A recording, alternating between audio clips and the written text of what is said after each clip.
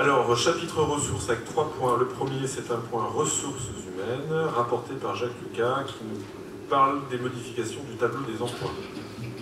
Oui, merci. Dans le cadre de quelques mobilités au sein de la direction des services à la personne, notamment le départ de 2 agents, une réflexion a été menée pour restructurer cette direction.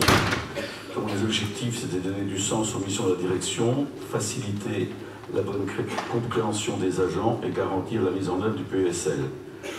Cette restructuration doit ainsi permettre de répondre à l'ensemble des besoins, créer de l'encadrement intermédiaire afin de décharger le directeur des services à la personne de la gestion quotidienne, améliorer la structuration de la direction pour faire face au transfert de la compétence accueil collectif des mineurs au 1er janvier 2020, améliorer la structuration de la direction pour rattacher certains services comme les lieux d'accueil enfants-parents, les ludothèques et les ludobus, corriger certains dysfonctionnements en localisant l'ensemble de l'équipe PESL sur un même site, faire ressortir et distinguer les missions de coordination et de direction, ce qui conviendra aux demandes de la Caisse d'allocation familiale pour l'obtention des financements, et remplacer le référent CAF-MSA, Mutualité sociale agricole, en essayant de constituer 1 ou 2 des binômes pour sécuriser les recettes de la CAF et de la MSA. Ainsi, la démarche a contribué à la proposition d'un nouvel organigramme adapté au plus près des besoins, tout en respectant la commande publique budgétaire, c'est-à-dire budget constant, moyen constant. La nouvelle organisation a été présentée lors du comité technique du 17 octobre. Elle a fait l'objet d'un avis favorable à l'unanimité, donc il vous est demandé d'accepter la modification du tableau des emplois qui est jointe. Merci Jacques. Est-ce qu'il y a besoin de précision concernant... Oui, alors. Oui, en fait, cette réorganisation, c'est le fruit d'un travail qui a été opéré depuis 2 ans. C'est vrai qu'on a harmonisé un certain nombre de choses sur le territoire. Bon, on avait encore une gestion un peu des anciennes communautés de communes d'une certaine façon en termes d'intervention et de coordination au niveau de la cohésion sociale, principalement au niveau de la jeunesse. Bon, tout ça s'est fait avec du temps.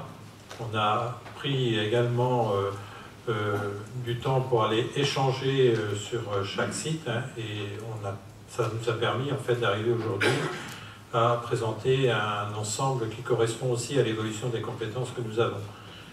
Sachant qu'au 1er janvier 2020, il faudra aussi être opérationnel par rapport à un certain nombre de partenaires, notamment au niveau des financements. Alors, ce qui nous concerne, pour faire simple, c'est qu'on constatait au niveau de la cohésion sociale une charge de travail au niveau du directeur de cette thématique qui était énorme, et ça permet en fait aujourd'hui de bien remettre sur tout l'aspect au niveau de la jeunesse un certain nombre d'éléments qui vont nous permettre d'être plus efficaces et plus réactifs aussi par rapport à l'ensemble de la coordination que nous souhaitons avoir dans ce secteur-là. C'est pour ça qu'il y a 3 directions qui vont être sous la responsabilité d'Yannick Boulet, à savoir une direction sur la petite enfance, une direction sur la jeunesse et une direction également qui va correspondre à la mission du PESL, chose que nous avions déjà décidée il y a pratiquement 2 ans maintenant, et qui est sous la responsabilité donc, de quelqu'un que vous connaissez, qui est Christophe Molny. Donc ça permet en fait de mettre une organisation que nous avions plus ou moins essayé de faire en sorte de missionner sur tel ou tel agent. Bon, aujourd'hui les choses sont beaucoup plus claires et ça nous permet d'avoir une réactivité. Alors ce qui est important, et j'insiste là-dessus, c'est que dans le travail du PESL, il y a tout un travail aussi qui va être fait ou qui est déjà commencé depuis quelques mois sur la nécessité de voir l'avenir un peu du secteur jeunesse. Et je crois qu'on travaille beaucoup là-dessus, avec aussi tous les éléments d'orientation qui nous paraissent fondamentaux à tenir pour l'avenir, hein, notamment sur le handicap, sur la parentalité, sur un certain nombre de secteurs aujourd'hui qui, en termes de financement, vont nous permettre aussi d'être accompagnés en conséquence. Donc voilà un peu l'objet de cette réorganisation. Bon, ça a été travaillé avec l'ensemble du personnel qui travaille dans le secteur jeunesse, hein, puisque nous avions fait une réunion générale des agents, à laquelle a participé pratiquement la moitié des agents concernés. Donc c'était quand même une présence assez importante, ce qui a permis d'échanger aussi et de faire partager un peu l'orientation que nous avions prise. Alors il est évident qu'après les conditions dans lesquelles les mouvements peuvent se passer, c'est à personnel constant, hein, je tiens à préciser. Hein, donc vous pouvez voir qu'il y a des modulations qui sont fortes, mais on reste sur un personnel qui reste constant. Hein, il n'y a pas du tout de recrutement, je dirais, de nouveaux postes créés en tant que tels, en nombre. Par contre, il y a des nouveaux postes identifiés au niveau des missions, parce qu'il y a des missions qui ont évolué au cours de ces 3 premières années au niveau de l'existence de la communauté d'amis. Voilà.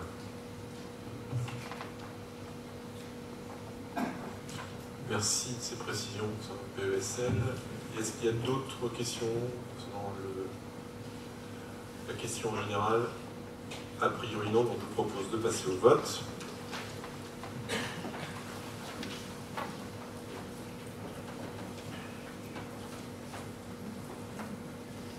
Vous pouvez voter.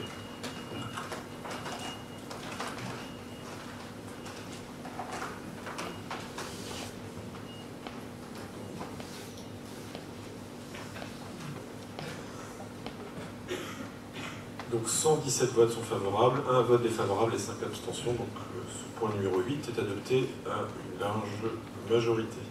Alors 2 points finances qui reviennent à David Juquin. Le premier... Oh, pardon. Ah, excusez-moi. Je ne sais pas, je souhaitais peut-être qu'on vote point par point, il y en a 4, mais oui, bon... tu as raison, vas-y. Donc le deuxième point, c'est la modification du tableau des emplois, le transfert des accueils collectifs de mineurs au 1er janvier 2020. Dans le cadre de l'harmonisation des compétences et conformément à la délibération du 8 novembre 2018, les différents accueils collectifs de mineurs seront de compétences communautaires à côté du 1er janvier 2020. De ce fait, différentes rencontres avec les communes concernées pour ce transfert ont été organisées depuis le mois de juin dernier à Avranches, Sartigny-les-Bocages, Isigny-le-Bois, Céaux, le Val-Saint-Père, Saint-Senier sous Avranches, Montorson, Sassé, Saint-James, Grand-Parigny et Saint-Hilaire-du-Harcouët. Pour la majorité des communes, des conventions de mise à disposition de services permettront la continuité du service sans transfert d'agents.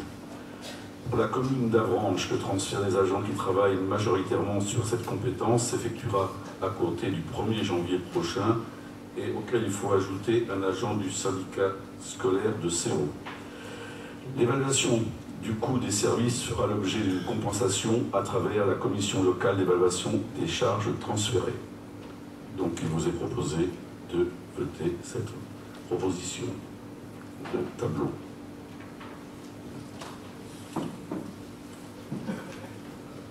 Oui. Alors. Oui, j'ai une phrase moi, je sais pas, qui me pose question. Hein. Pour la majorité des communes, des conventions de mise à disposition de services permettront la continuité de services sans transfert d'agents. Alors moi, je me pose la question pourquoi, parce que j'ai un ACM aujourd'hui, je n'ai pas la fonction de directeur. Hein, j'ai déjà eu une dérogation de la DDCS, mais depuis la rentrée de septembre, cette délégation n'est pas reconduite. Donc j'avais contacté Jean-Pierre Carnet, on avait eu quelqu'un de Saint-James, mais apparemment le fonctionnement, on a eu une proposition. Le fonctionnement de Saint-James ne correspond pas vraiment ou ne nous convient pas. Je dirais pas du tout, parce que la personne qui nous est proposée, déjà d'une part, n'a pas les qualités pour être directeur, et puis par la suite, je ne sais pas comment ça va se passer. Enfin là, je vois en mois de janvier, sans transfert d'agent, parce que j'ai assassé, si l'agent n'est pas sur place, il doit être automatiquement sur place. Alors là, ça me pose question quand je vois cette phrase-là. Jean-Pierre va traiter. Oui, c'est une situation un peu particulière et on dirait, d'un point de vue également évolution au niveau des temps périscolaires et du nombre de jours aussi ouvrés en termes d'école à 4 jours ou 4 jours et demi. Bon, c'est vrai que des décisions ont été prises par les communes et d'une certaine façon, jusqu'à la fin de l'année 2019, les communes qui étaient dans le territoire Avranches, Saint-Michel, n'avaient pas une couverture pour des ACM le mercredi matin. Donc SACé se trouvait dans ce cas-là et je dois dire qu'on avait apporté à SACé une solution d'intervenant qui pose problème depuis un mois puisque la personne qui était en place n'est plus dans nos effectifs aujourd'hui. Et il est évident qu'on est engagé vis-à-vis de SACE à mettre en place cette mise à disposition d'une personne pour le mercredi matin. Donc on est en train d'étudier pour répondre favorablement. Je vous rappellerai par ailleurs quand même qu'aujourd'hui, dans le cadre des ACM du mercredi matin, c'est une évolution permanente sur le territoire.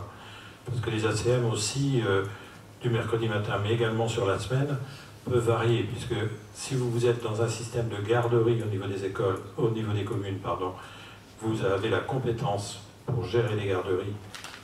Si vous passez en ACM, c'est la compétence qui va passer au 1er janvier au niveau de l'agglomération.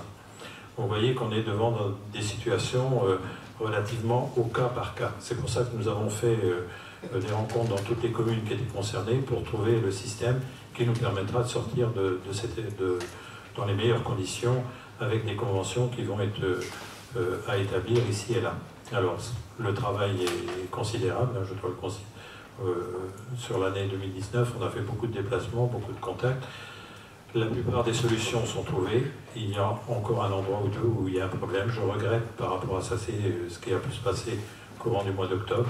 Mais on est en train de travailler avec Saint-James à trouver une solution pour vous accompagner.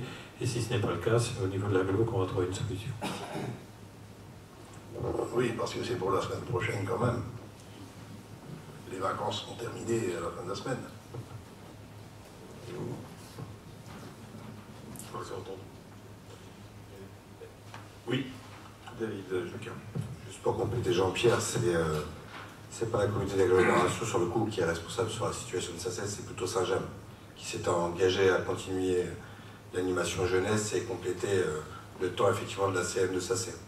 Et comme on a des difficultés de recrutement sur ce poste-là et qu'effectivement il faut que ce soit un directeur qui intervienne sur SACE, on est en train de travailler la question pour que la continuité de ce service sur lequel on s'est engagé. C'est vrai, David, je te suis, en fait, j'attends ton jour. J'attends ton jour, ton coup de téléphone, parce que tu devais me rappeler à ce sujet, mais ouais, ça fait 3 semaines de ça. Oui, mais il y a quelqu'un qui est venu. Tu as dû perdre mon numéro, sans doute. Non, Alain, je ne peux pas te laisser dire ça. Il y a quelqu'un qui est venu travailler quand même. La CM, elle a été ouverte depuis le 23 septembre. Il y a un côté administratif à régler, c'est-à-dire est-ce qu'on peut avoir une dérogation parce que c'est un jeune qui est en train de passer son BPGEPS. C'est la solution administrative qu'on est en train d'essayer de trouver. Moi, je pense que la DDCS ne donnera pas de dérogation, comme il nous l'avait déjà dit. On a eu une dérogation, après c'était terminé, il fallait régler le problème. C'est pour ça une dérogation, je pense que ça ne va pas le faire. Bien, en tout cas, le sujet est travaillé. Techniquement, il est connu, identifié, et je pense que tout le monde a à cœur d'aboutir à une solution. Est-ce qu'il y a d'autres questions sur ce point de la question 8? A priori, c'est bon, donc je pense qu'on peut passer au vote. Vous pouvez voter.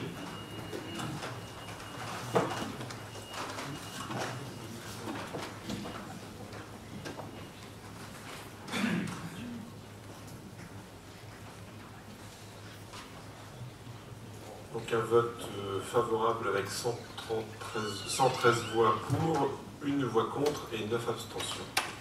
Merci. Donc le point suivant de la question 8. Le point suivant, c'est donc la modification du tableau des emplois et la création d'un poste de géomaticien.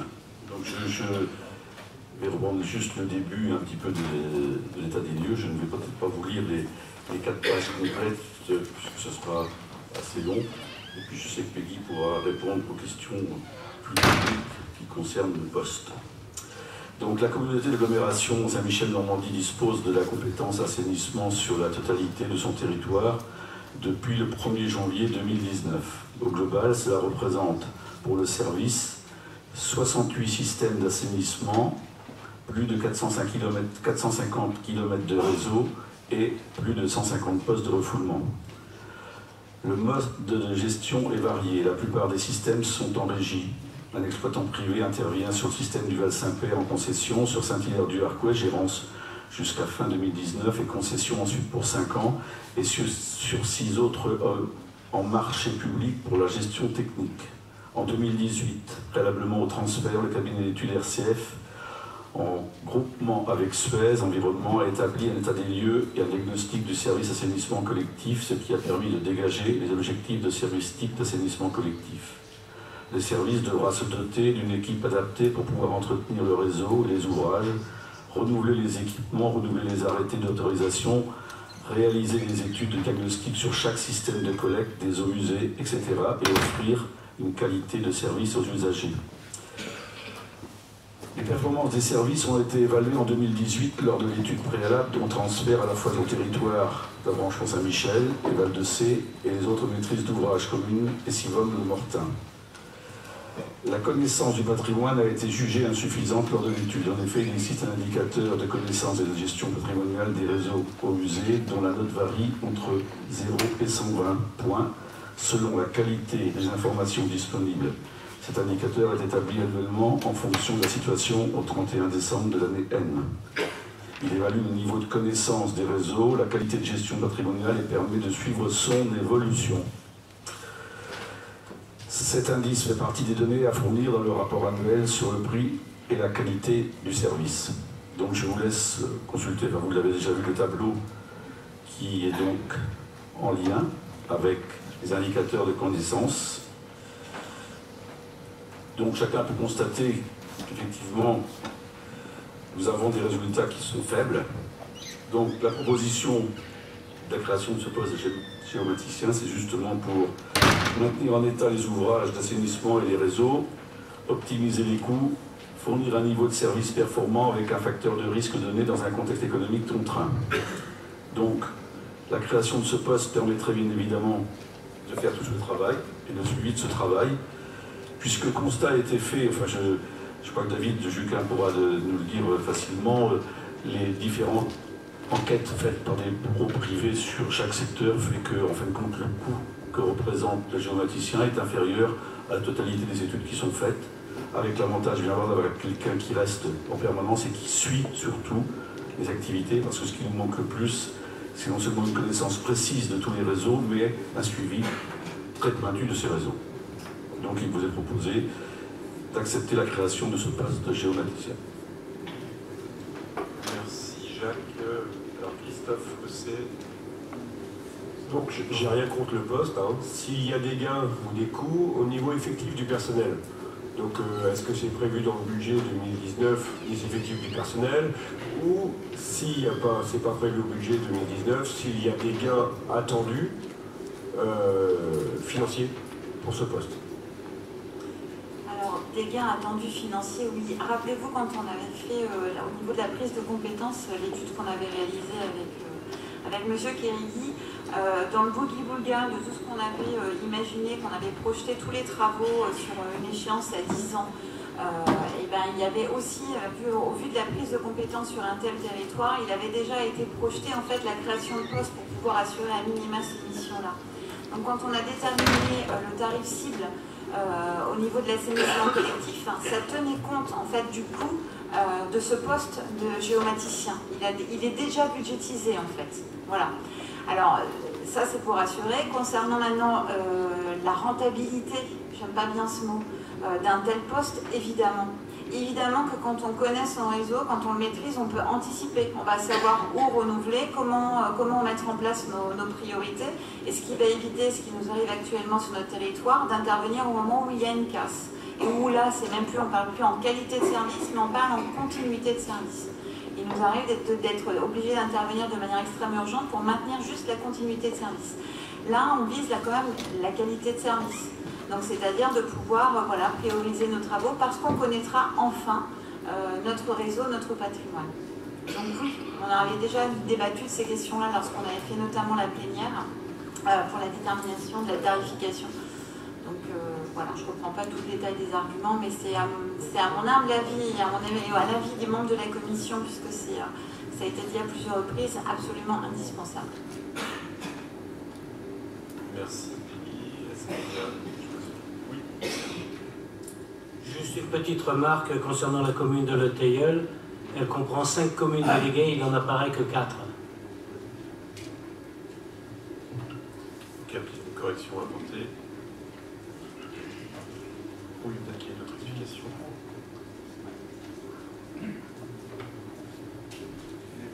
Il manque Ferrière. Et il y a Serge et Patrice.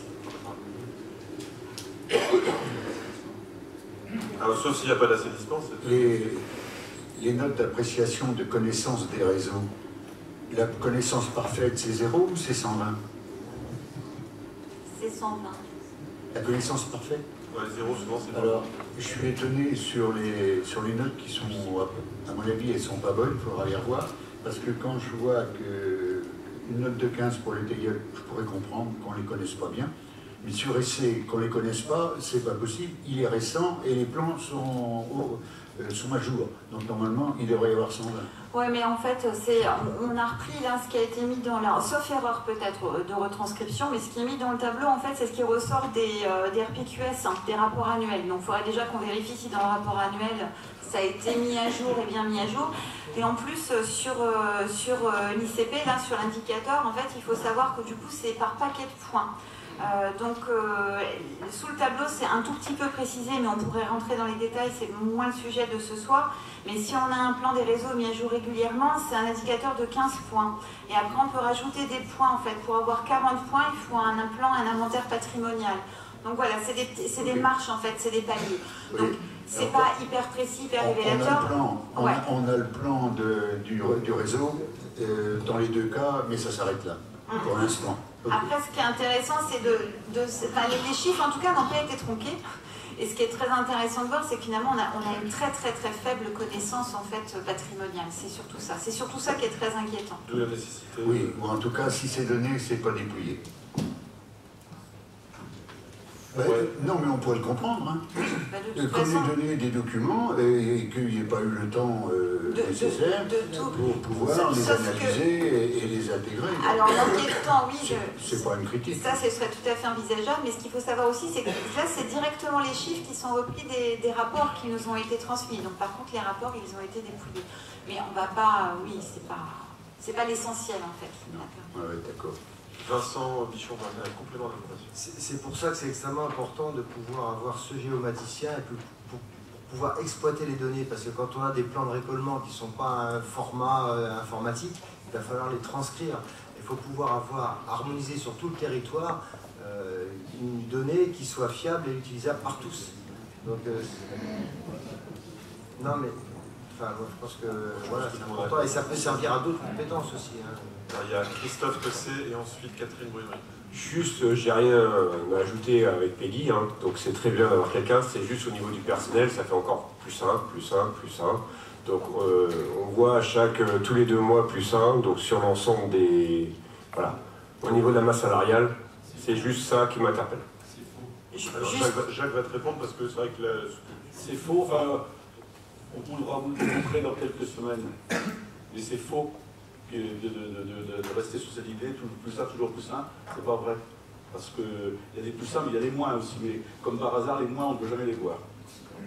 Et puis, je pense que les comptes rendus de la commission ressources qui sont fournis aux uns et aux autres montrent bien qu'il y a une vraie stabilité en termes de masse salariale. Moi, je suis très à l'aise par rapport... On pourra faire le bilan si vous voulez à la fin de l'année. Je suis très à l'aise. Alors, Catherine. C'était le sens de mon intervention. Sur la création du poste, on voit l'intérêt et bien sûr que c'est important. On a vu tout à l'heure qu'au sein d'une même direction, quand c'est possible, une création de poste et en face il y avait une suppression. Et mon intervention, c'était justement pour qu'on ait une vue globale d'ensemble à la fin de l'année sur tous les mouvements personnels qui ont eu lieu, pour qu'on puisse voir que il y a une bonne gestion et que quand ça ne peut pas se faire au sein d'une même direction, ce qui est le cas à mon sens là pour l'assainissement, il faut peut-être regarder, avoir une vue d'ensemble sur l'ensemble des autres directions et que quand on crée un poste, il faut voir où est-ce qu'il y en a un autre de supprimer en face.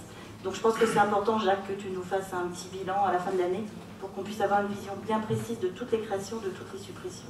Je repars de la philosophie. La méthode n'a pas changé depuis le début, à savoir qu'à chaque départ, à chaque mutation, départ en retraite, il y a une remise à plat systématique dans quelque service que ce soit, pour voir si on peut trouver un nouveau fonctionnement, ou même améliorer le fonctionnement en général, et si possible, bien évidemment, au plus en termes constants, et au mieux en prouvant que le système peut fonctionner avec moins de personnel. C'est la devise habituelle. Enfin, moi, voilà, je sais qu'il est de bon ton de dire toujours plus, toujours plus. Moi, je pars du principe qu'il y a une direction avec mon collègue des finances. La règle a été établie par tout le monde, elle est claire, elle est précise. On travaille à budget constant, bien évidemment. Alors, certes, il peut y avoir des frais de personnel qui augmentent, mais si vous ne voulez pas que vos personnels aient le droit à une augmentation de salaire naturelle d'un fonctionnaire territorial, il faut le dire, mais moi je pense que ça fait partie des règles. Il y a aussi des gens qui ont des promotions, il y a des gens qui passent des concours, c'est normal qu'ils puissent accéder à des grades supérieurs. Mais en termes d'emploi, il est faux, je le répète, tout à fait faux, de dire qu'il y a des postes supplémentaires de créer. Ce n'est pas vrai. Et juste oui, vas-y, ouais. Après il y a ce Jackie.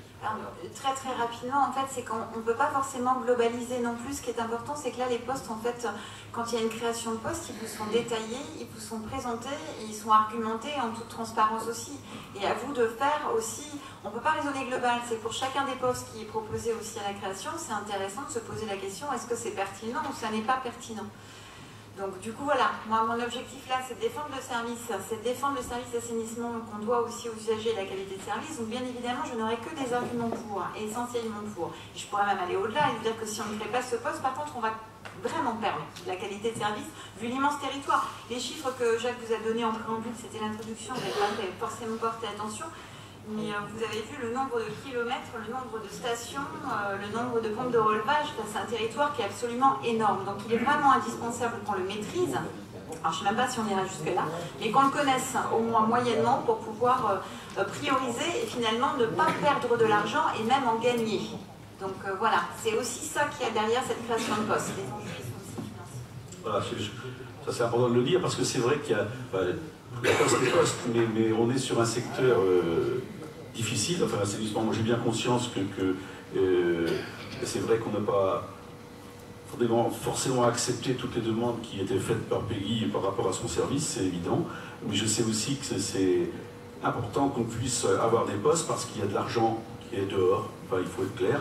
Et pour le récupérer, il faut qu'il y ait des gens pour le faire. Et si on n'a pas les postes en conséquence, cet argent restera toujours dehors, c'est au détriment de l'agglo.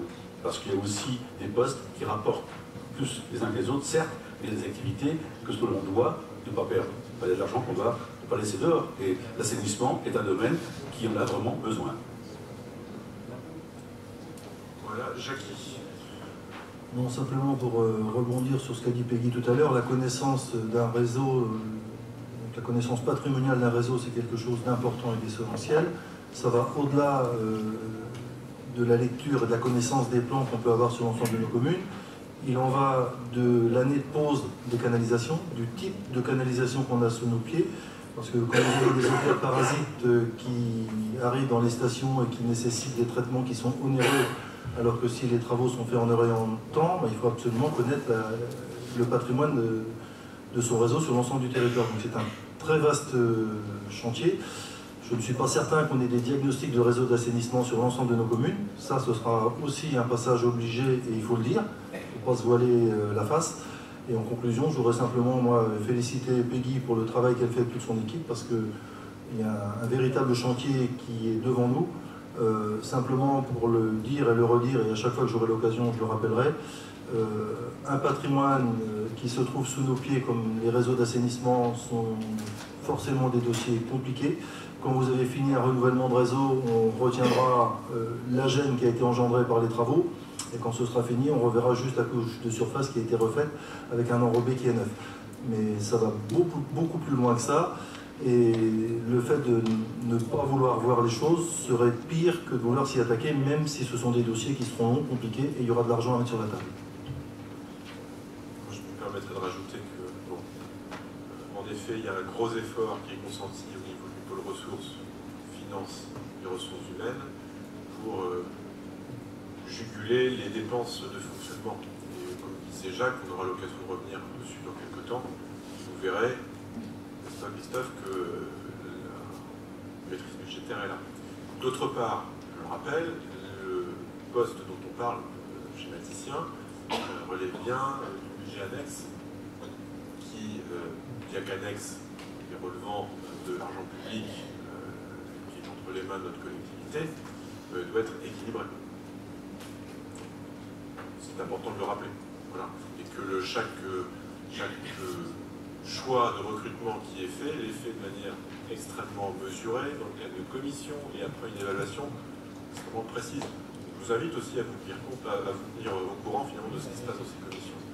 Certes, c'est important qu'on puisse en débattre en assemblée communautaire, c'est même essentiel. Renseignez-vous et vous verrez qu'on n'est pas sur du plus 1, plus 1, plus 1, plus 1, plus 1, comme tu dis, ça. C'est vrai qu'il faut être prudent dans les annonces qu'on fait et avoir en tête qu'on a tous à cœur de maîtriser la consommation de nos crédits. Est-ce qu'il y a d'autres commentaires, d'autres questions? Oui. Alors, c'est pas un commentaire, c'est juste, c'est par rapport à ce que disait Jacques tout à l'heure, pour les impayés. Nous, dans nos petites communes, où le maire ou l'adjoint, il va voir les gens, les mauvais payeurs, alors là, peut-être que les vice-présidents pourraient en faire autant. Oui, sachant que beaucoup sont maires de leur commune. Sauf la différence avec toi, c'est que je ne me sens pas capable de dire physiquement pour faire une vingtaine de boutiques en buvant un coup à chaque fois. Il est de boire un coup, hein. D'ailleurs, on ne va pas proposer non plus. Est-ce qu'il y a d'autres questions? A priori non, donc je vous propose de passer au vote pour cette proposition de création d'un poste de gématicien. Vous pouvez voter.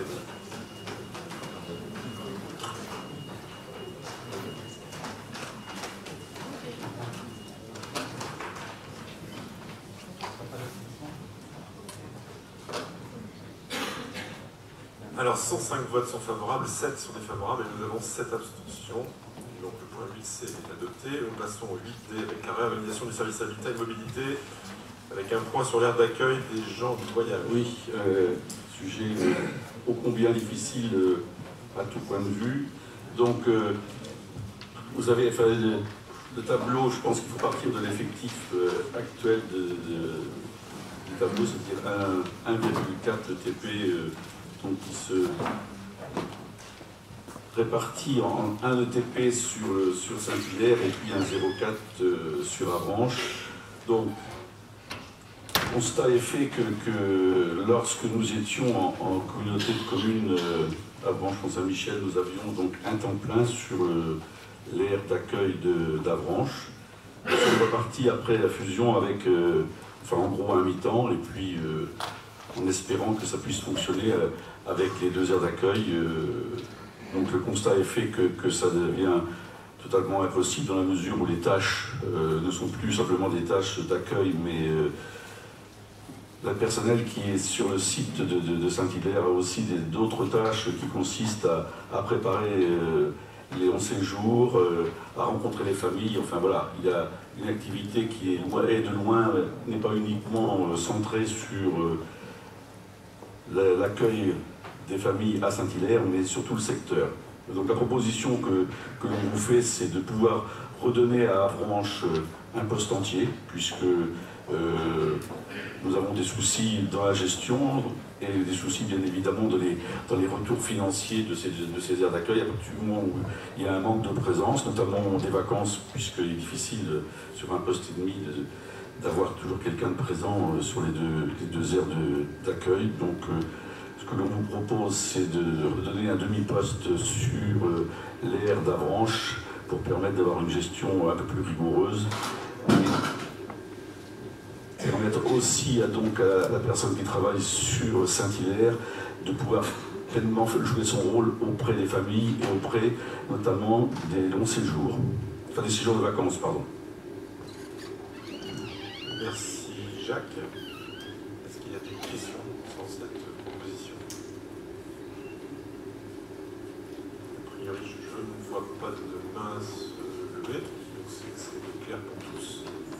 Nous pouvons passer au vote. Oui, je précise que ce temps complet sera pourvu par la personne qui actuellement l'effectue à mi-temps sur Avranches, pour lesquels, enfin, c'est quelqu'un qui est à mi-temps sur l'aire d'Avranches et à la déchetterie. Donc avec lesquels ça se passe bien, et ce qui est important parce que, comme vous le savez, c'est un poste difficile Et on ne trouve pas tous les matins quelqu'un qui est capable de faire fonctionner une aire d'accueil en entretenant des relations qui restent normales avec les gens qui sont accueillis. Oui, Christophe. Je ne vais rien dire du moment que c'est compris dans le budget annuel du personnel. Oui, en fait, on est bien d'accord, quand on parle de modification du tableau des emplois, bien souvent il s'agit de repositionner des missions. Là, c'est complètement ça. En tout cas, dans ce cas particulier. En effet, quelqu'un qui connaît bien ses populations, qui est volontaire par rapport à la mission. Juste David, pour préciser, il est mis dans la note que vous avez vu qu'en termes de régie, on a perdu 2/3 des recettes sur 2017, en passant à 1,4 équivalent temps plein. Donc en revenant à une situation à 2 équivalents temps plein, on a 12 000 € de recettes potentielles qu'on peut récupérer. Ce qui est en effet très intéressant. Y a-t-il d'autres questions, d'autres remarques? Daniel Furcy. Les gens du voyage, là, comme à Saint-Quentin, c'est un truc sauvage, ça? Ou c'est officiel, ça? Semi-sauvage, semi-officiel. On les sert. Bien, je pense qu'ils ont réfléchi les sons. Tu voudrais qu'on crée un nouveau poste d'accueil? Je pense qu'on peut passer au vote. On constate, c'est tout. On est nombreux à le constater. Et tu sais très bien pourquoi cette situation est ainsi aujourd'hui. Pas de questions, pas d'intervention. Je vous propose de passer au vote.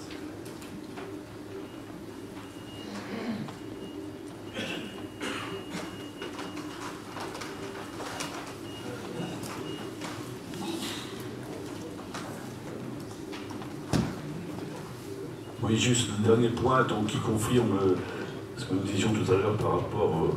Alors le résultat des votes, donc 100 votes favorables, 6 votes défavorables, 11 abstentions, donc point adopté à la majorité.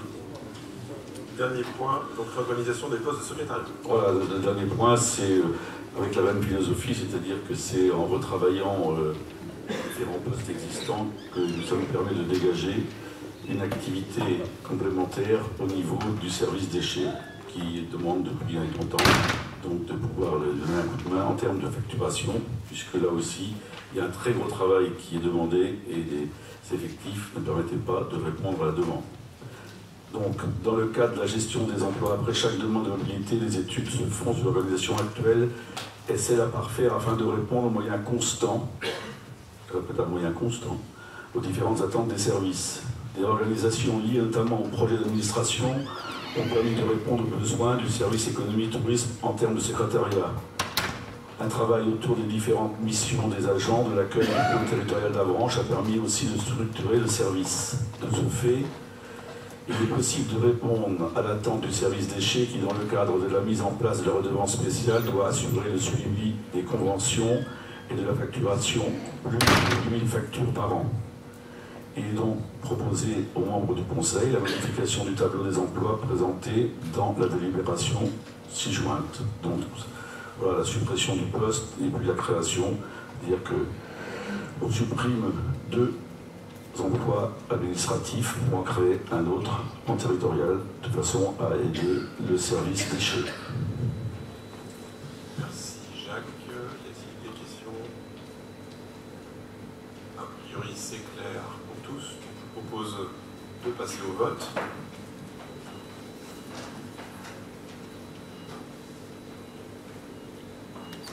Voilà, vous pouvez voter.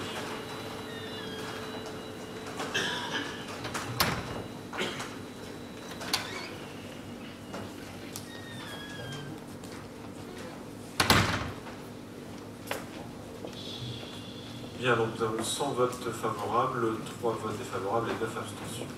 Je vous remercie.